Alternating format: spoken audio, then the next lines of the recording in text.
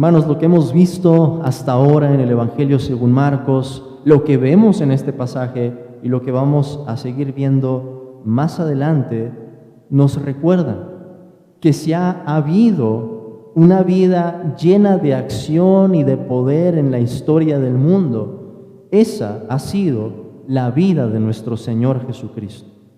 Parecería, por lo que hemos visto en el Evangelio según Marcos, que en la vida de nuestro Señor no había tiempo para descansar, no había un momento para detenerse. Una escena tras otra se suceden a una velocidad impresionante, hasta el momento en que lleguemos al final y veamos culminada su misión aquí en la tierra en lo que respecta en su primera venida. Y vamos a ver cómo los 12 que tenemos aquí, esos apóstoles, iban a ser los encargados de continuar con esa comisión que Cristo tenía para ellos. El Señor vino a dar su vida en rescate por muchos, y Él no pararía hasta ver cumplida la voluntad del Padre, el momento en que el Hijo pusiera su vida en sacrificio por los pecadores. Y en toda esa devoción, en toda esa actividad también que caracterizó la vida de Cristo, hubo un círculo de personas designado especialmente por Él, personas que fueran escogidas para ser testigos directos de su vida, de su muerte y de su resurrección. Sabemos que Jesucristo no iba a permanecer siempre en la tierra, pero los 12 apóstoles quedarían después de Él con la encomienda de llevar el Evangelio, en el lenguaje según Marcos, a toda criatura. Los 12, hermanos, recibieron un privilegio único. Fueron partícipes de la predicación y el poder del reino, por medio del cual Dios iba a reclamar todas las naciones para su gloria. Los 12 iban a seguir a Cristo a todos lados. Los 12 iban a tener la oportunidad de escuchar en primera fila la predicación de Cristo. Iban a tener el privilegio de hacerle las preguntas de las cosas que no estaban entendiendo que el Señor decía. Verían su ejemplo y recibirían también, como vamos a ver más adelante, la reprensión de parte del Señor. Con todo ese entrenamiento, más la bendición del Espíritu de lo alto, 12 hombres comunes sacudirían el mundo conocido y serían los catalizadores de aquella declaración que encontramos en el libro de los Hechos, que más que los hechos de los apóstoles tenemos que decir, son los hechos de nuestro Señor Jesucristo.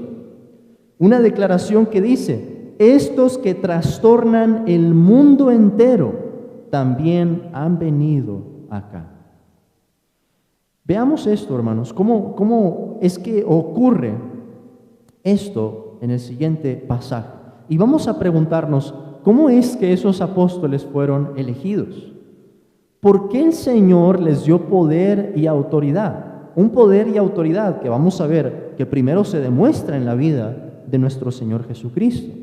Y entre otras preguntas, vamos a cuestionarnos también, ¿y por qué tenían que ser 12 apóstoles? ¿Por qué no 11? ¿Por qué no 10? ¿Por qué no 7? ¿Por qué no 13? Etcétera. Vamos a ver este pasaje entonces en dos encabezados. El primero es la primera sección, del versículo 7 hasta el versículo 12, y vamos a llamar a esa parte Jesús, el Hijo de Dios, y su fama. Jesús, el Hijo de Dios, y su fama. En segundo lugar, la segunda sección corresponde a ella, versículo 13 al versículo 19. Vamos a ver a Jesús, el Hijo de Dios, y los 12 apóstoles. Entonces, primero vamos a ver la fama del Hijo de Dios, versículo 7 al 12, y después vamos a ver al Hijo de Dios y sus 12 apóstoles, versículo 13 al versículo 19. Vamos a acercarnos según el orden de estas dos secciones que están separadas en el discurso, en la forma en que están organizadas, pero que creo que tienen una gran relación, y ahorita vamos a ver ¿por qué? Primero comenzamos entonces hablando de Jesús, el Hijo de Dios, y su fama. El versículo 7 empieza diciéndonos: mas Jesús se retiró al mar con sus discípulos y le siguió gran multitud de Galilea. Con esto comenzamos una nueva sección. Habíamos acabado con esa escena en la que los fariseos conspiran en unión con los herodianos para ver cómo van a dar muerte a Cristo. Y lo que tenemos después de eso es que el Señor se retira de allí y se va al mar con sus discípulos. Lo que vamos a estar viendo más adelante es cómo se demuestra esa oposición a Cristo, no solo de parte de los fariseos, que en gran parte de ellos. Vamos a ver que también se demuestra de parte de su propia familia, en lo que respecta a sus parientes terrenales. Vamos a seguir viendo sus demostraciones de poder y de autoridad en múltiples milagros, y vamos a ver cómo el Señor nos enseña más adelante, cuando lleguemos al capítulo 4, de la naturaleza del reino. Pero en esta nueva sección vemos que el Señor se retira de allí y se va al mar con sus discípulos. Y hay algo que está cambiando aquí, y es que el grupo que está siguiendo al Señor Jesús ha crecido, y por lo que vemos, ha crecido mucho. Recuerden, hermanos, que cuando se utiliza la palabra discípulos, la referencia es a un grupo mayor que el de los 12 apóstoles. Hubo muchas personas que siguieron a Jesús. Entre ellos podemos distinguir al círculo más cercano que vamos a ver hoy, los 12 apóstoles.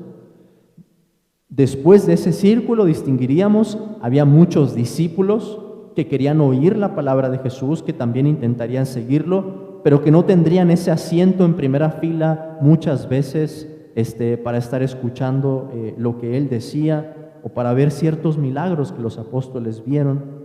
Y después de ese círculo podemos decir, había muchas otras personas que, aunque no eran discípulos, iban a seguir a Jesús.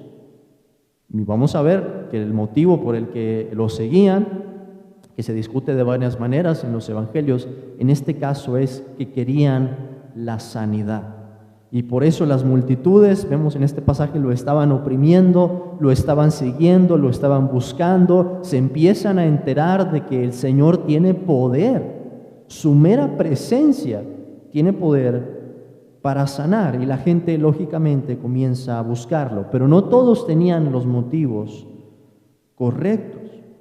Los lugares que tenemos aquí, Galilea, Judea, Jerusalén, Idumea, del otro lado del Jordán, y los alrededores de Tiro y de Sidón, nos hablan de cómo la fama de Jesús se estaba ampliando y se estaba difundiendo por cada latitud.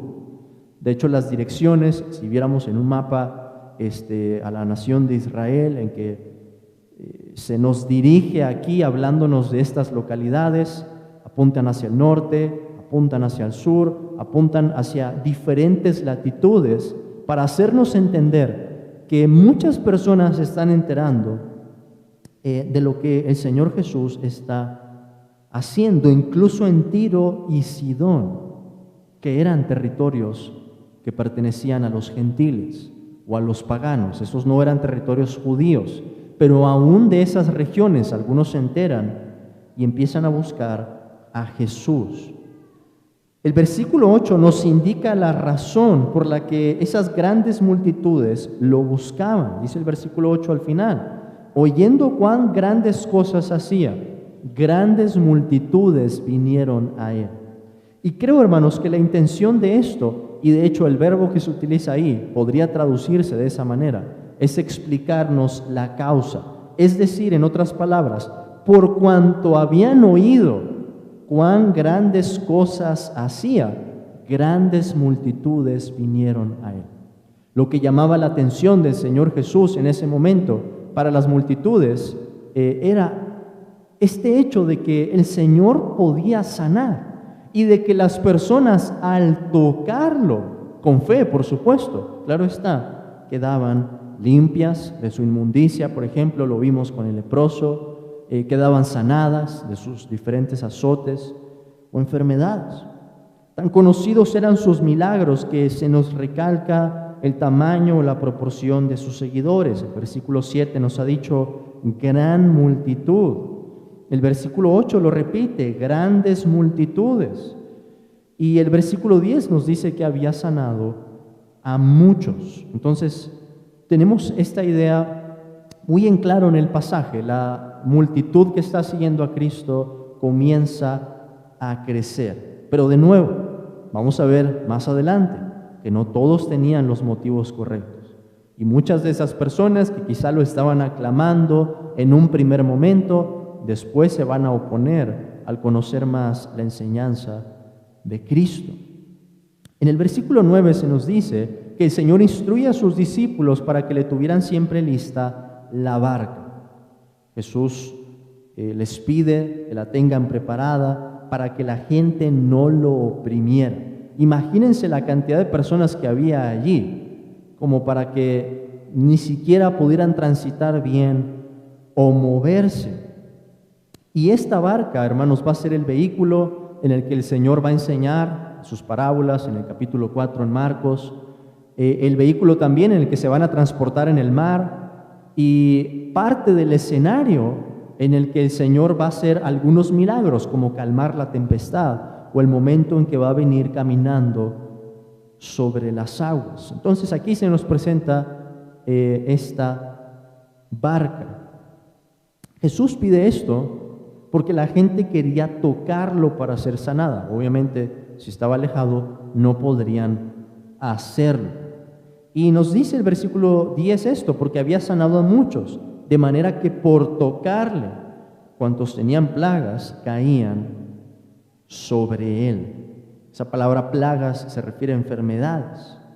Un toque con fe en el poder de Cristo traía sanidad física. Y lo vamos a ver en el caso de aquella mujer con el flujo de sangre, que ella decía, si tan solo tocare su manto, seré sana.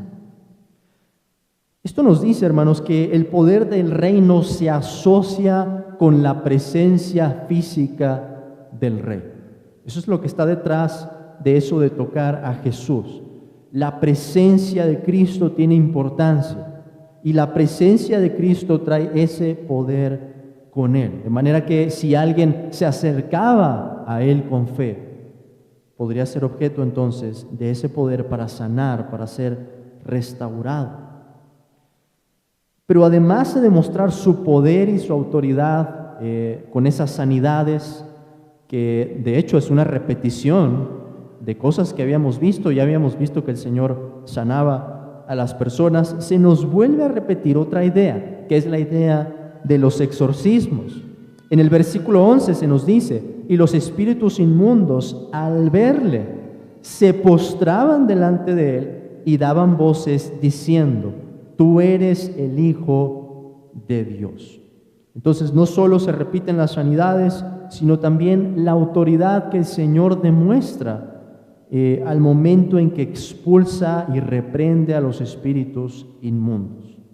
Los demonios reconocían su autoridad y se postraban delante de él. Los demonios confesaban la identidad de Cristo y tenían razón, estaban diciendo una verdad. De hecho, Marcos nos lo ha dicho al inicio de su evangelio, principio del evangelio de Jesucristo, Hijo de Dios. Lo habíamos oído también de parte de la voz del Padre, al momento en que se abren los cielos en el bautismo de Cristo, este es mi Hijo amado, en quien tengo complacencia. Y los demonios confesaban también la autoridad o la identidad de Cristo, tú eres el Hijo de Dios. Y por ser el Hijo de Dios, el Señor Jesús tenía esa autoridad para sanar, pero también para reprender a los espíritus inmundos. Ahora el versículo 12 nos dice que el Señor los reprendía mucho para que no le descubriesen.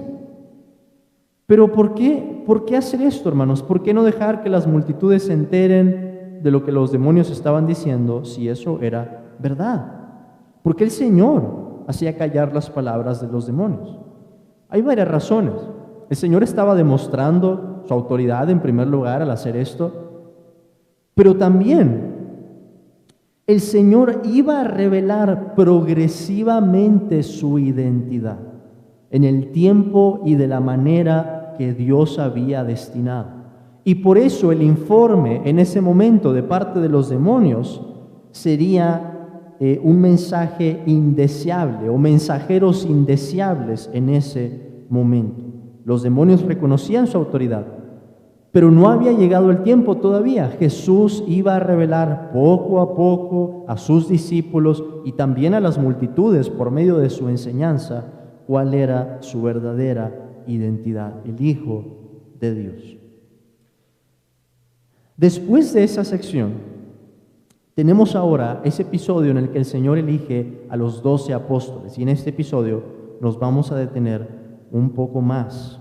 Entonces hemos visto ese primer punto, Jesús, el Hijo de Dios, y cómo su fama se va divulgando por las tierras que rodeaban a Galilea en ese momento.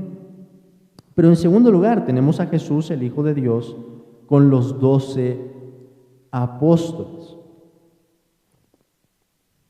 Y les he dicho, hermanos, que esta sección se distingue. De hecho, hay otro escenario, se nos dice en el versículo 13, después subió al monte. Ya no es el mar, ahora es el monte, va a pasar algo diferente.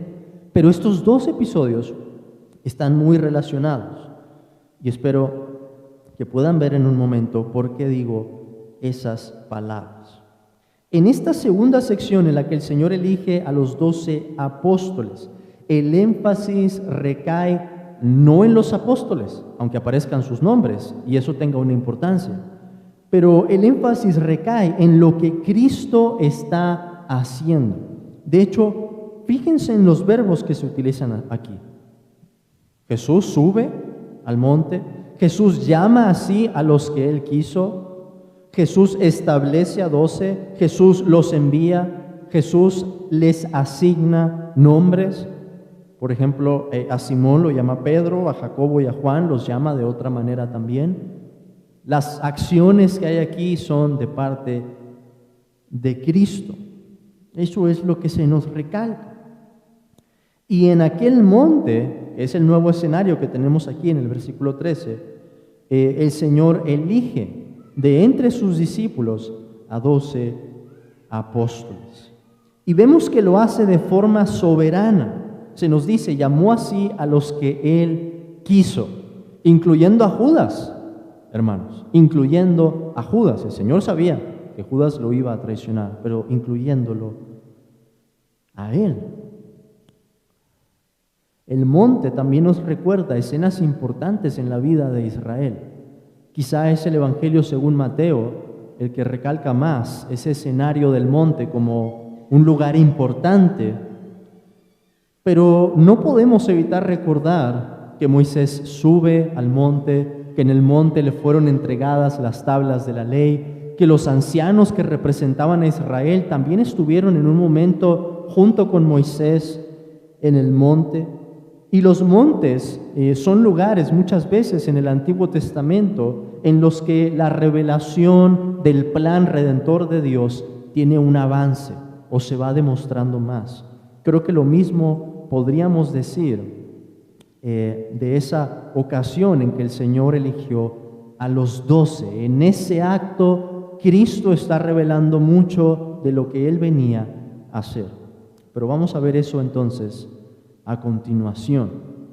El versículo 14 nos dice, y estableció a 12 para que estuviesen con Él y para enviarlos a predicar, y que tuviesen autoridad para sanar enfermedades y para echar fuera demonios. El pasaje mismo nos dice, ¿cuál es el propósito por el que Jesús establece a los 12? Con ese ¿para qué? En primer lugar, para que estuviesen con Él. En segundo lugar, para enviarlos a predicar. Y también el Señor les da autoridad para sanar enfermedades y echar fuera demonios. Hay 3 propósitos que encontramos aquí entonces. El primero tiene que ver con la presencia de Cristo. Recuerden, hermanos, algo que hemos visto que Cristo hace en particular es que el Señor elige a quienes van a ser sus discípulos. No era esto lo que se hacía tradicionalmente. Los discípulos buscarían enlistarse en las escuelas de los maestros.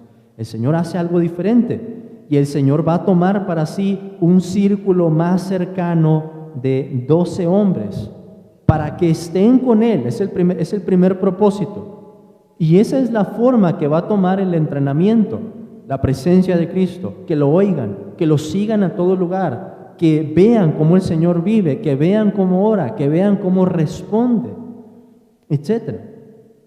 Pero también el Señor les concede a ellos la oportunidad o la encomienda y la autoridad para predicar el Evangelio y para hacer milagros.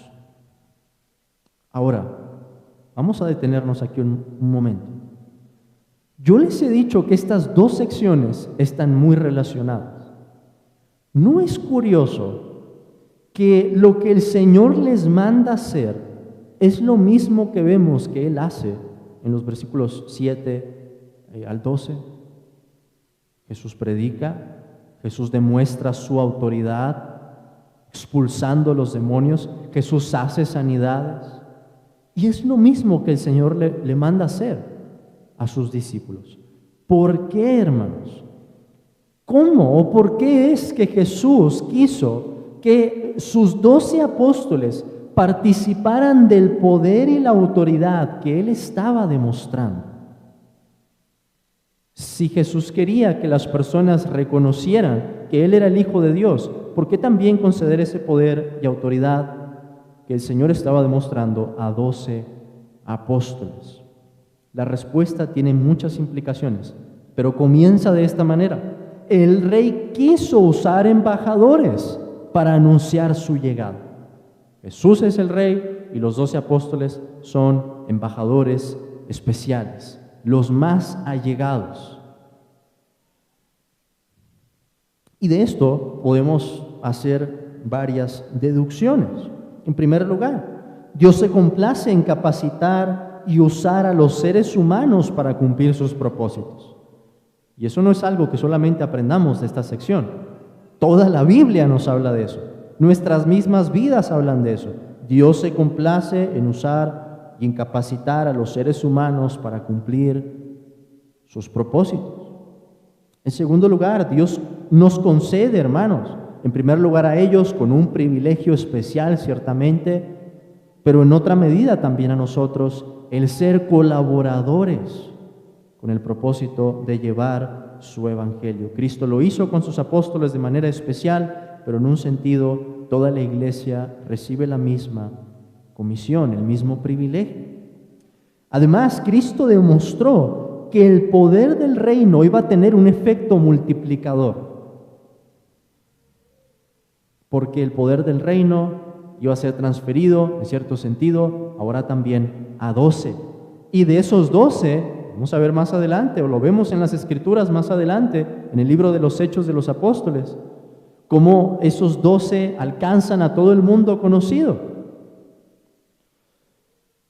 Y también, algo importante, una razón importante por la que Jesús les daría esa autoridad y ese poder para hacer milagros y expulsar demonios, sería para confirmar la predicación de los apóstoles en un momento único de la historia. ¿Cuál era ese momento único? La llegada del Mesías. Y un momento único debía acompañarse también de una demostración única. Por eso es que ya no hay apóstoles. Y voy a repetir esto más adelante. El Señor ha designado 12. Judas cayó por su transgresión y Matías, Hechos capítulo 1, fue designado en su lugar. No hay más apóstoles. Fueron 12 y esos 12 eran embajadores únicos, con esos poderes, con la capacidad de hacer esos milagros para confirmar la predicación del reino. El rey había llegado, nuestro Señor Jesucristo. Pero pensando en esto y pensando en que ellos pudieron participar de una autoridad especial y de un poder especial, una pregunta relacionada es: ¿y por qué 12 apóstoles? ¿Por qué no 7? ¿Por qué no 10? ¿Por qué 12? ¿Les suena algo parecido? Oigo que algunos están murmurando las 12 tribus. En efecto, las 12 tribus. Israel tenía 12 tribus. Lo vemos al final del libro de Génesis. Por esto el número 12 en los apóstoles no es un número circunstancial, no es algo aleatorio, es un número intencional que nos habla de qué es lo que estaba planeando el Señor. Cristo demuestra con esto, hermanos, que Él iba a traer la reconstitución o la renovación del Israel de Dios. Cristo iba a reunir al remanente escogido, y después de ese remanente escogido, dice el apóstol Pablo que este evangelio es para los judíos, pero también para los gentiles. Este evangelio iba a llegar a todas las naciones. Vean cómo el Señor nos habla de esa autoridad especial que los apóstoles iban a tener como representantes de Israel. En Mateo capítulo 19, versículo 28. Mateo capítulo 19, versículo 28.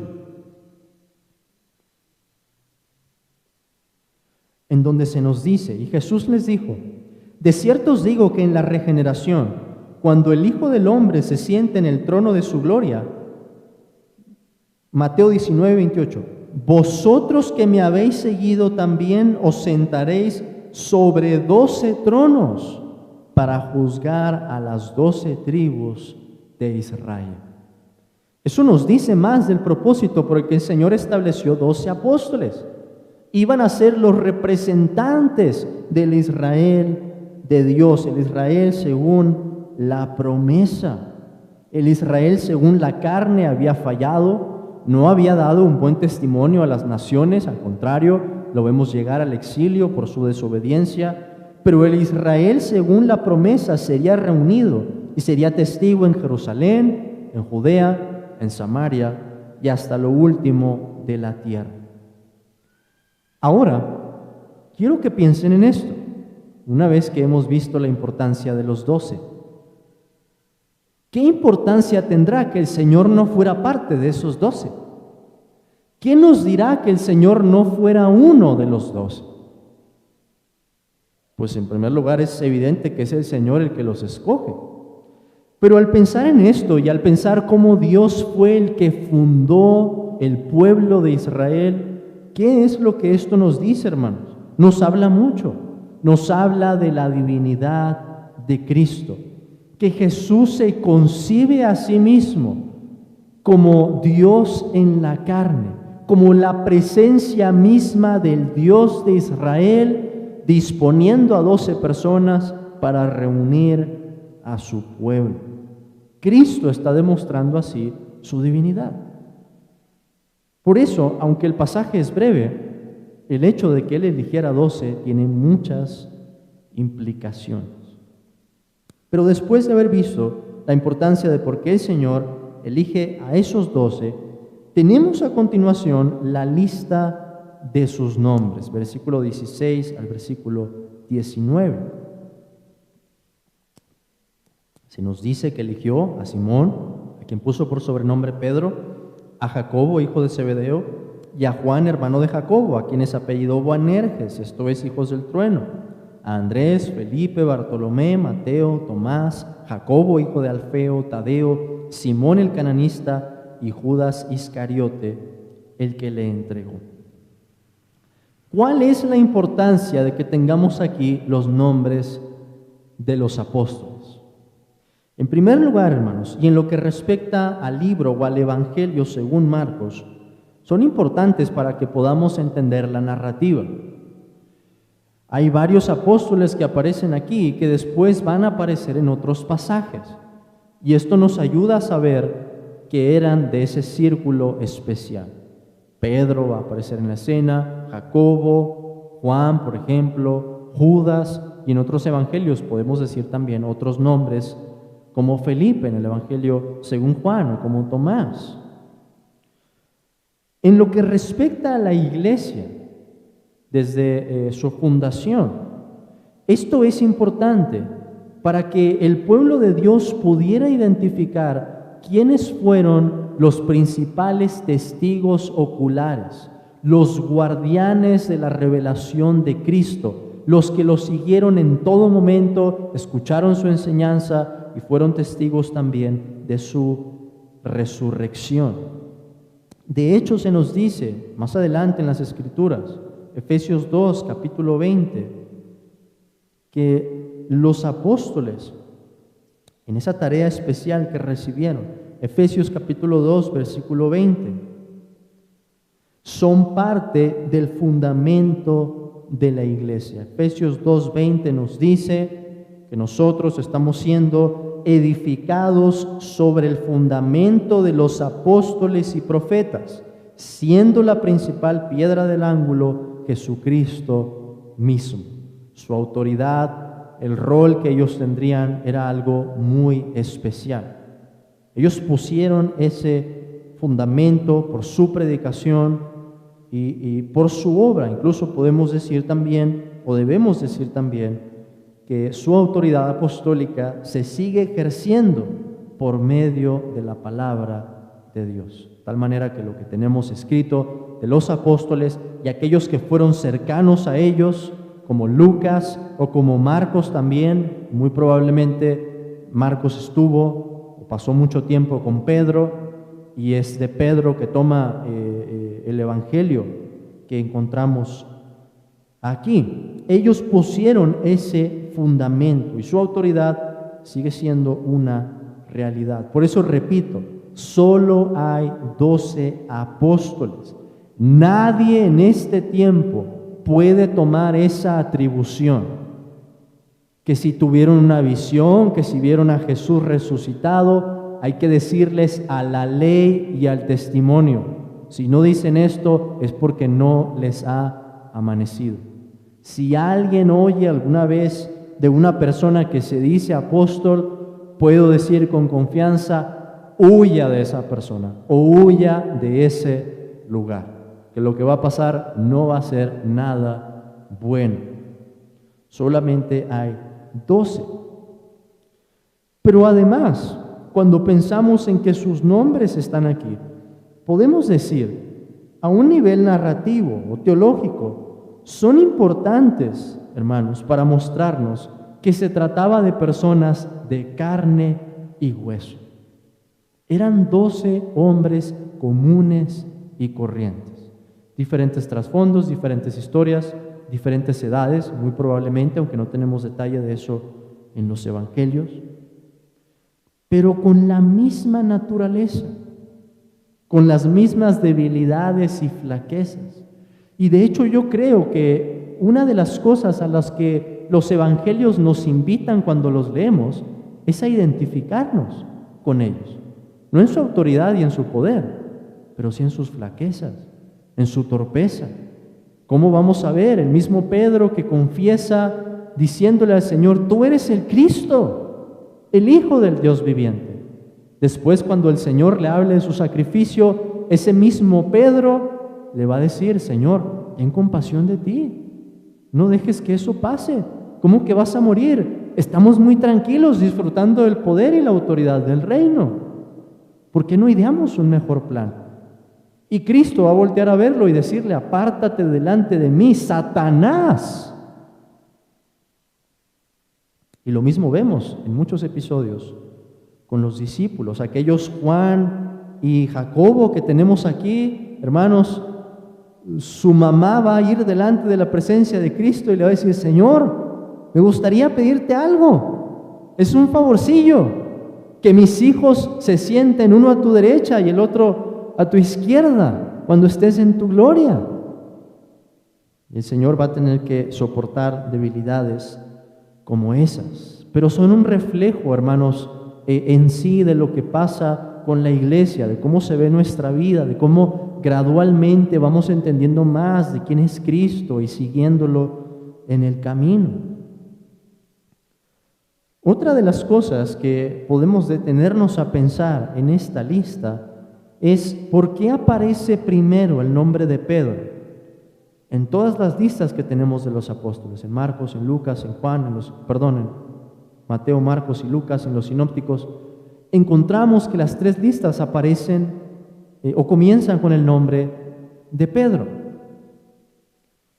Y la respuesta es porque Pedro tuvo un papel fundamental en la iglesia. Él era el líder en lo que a los apóstoles respecta. Y fue él, lo vamos a ver en el libro de los Hechos, quien inicia la predicación del Evangelio, abriendo las puertas del reino para que muchas almas entren. Aunque débil entonces y torpe al principio, como lo vamos a seguir en el Evangelio, aunque fue el apóstol que negó al Señor 3 veces, jurando incluso que no lo conocía, al final de todo se va a mostrar realmente como el Señor lo llamó, como piedra, como alguien firme. Por otro lado, otra de las cosas que se repiten en las otras listas de los apóstoles es que el nombre de Judas Iscariote aparece al final, en las 3 listas, y se nos agrega una nota. Y esta nota, hermanos, es importante por varias razones, pero una es porque Judas era un nombre muy común y los apóstoles necesitaban diferentes maneras para identificarse. Judas Iscariote, se nos dice, el que le entregó. Esa fue la forma en que sería conocido por todas las edades. Y pensando en la traición de Judas y en estos diferentes círculos que había en torno a Cristo, los apóstoles, los discípulos, quisiera hacer una aplicación. Todos los que vemos en este pasaje, hermanos, las multitudes, los demonios, los apóstoles, Judas, todos reconocieron algo de la autoridad y el poder del Señor. Absolutamente todos. Pero no todos lo seguían. O no todos lo amaban realmente. Los demonios confiesan en la sección anterior, le dicen a Jesús, tú eres el Hijo de Dios. Pero eso no aprovecha para que sus espíritus sean transformados. No hay oportunidad para ellos. Las multitudes también reconocen la autoridad y el poder, quieren tocar a Jesús. Pero vamos a ver, avanzando en los evangelios, que muchos de ellos no tenían la motivación correcta, solamente querían la sanidad y no lo buscaban realmente por quien Él era.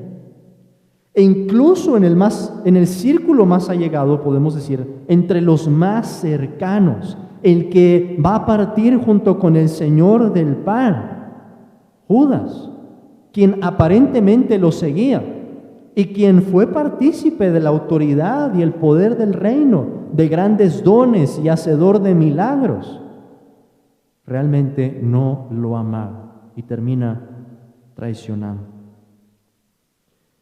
Y parte, hermanos, del tema, les he dicho, que encontramos en el Evangelio según Marcos, es que vamos a seguir, conforme avancemos en la narrativa, a Jesús en el camino.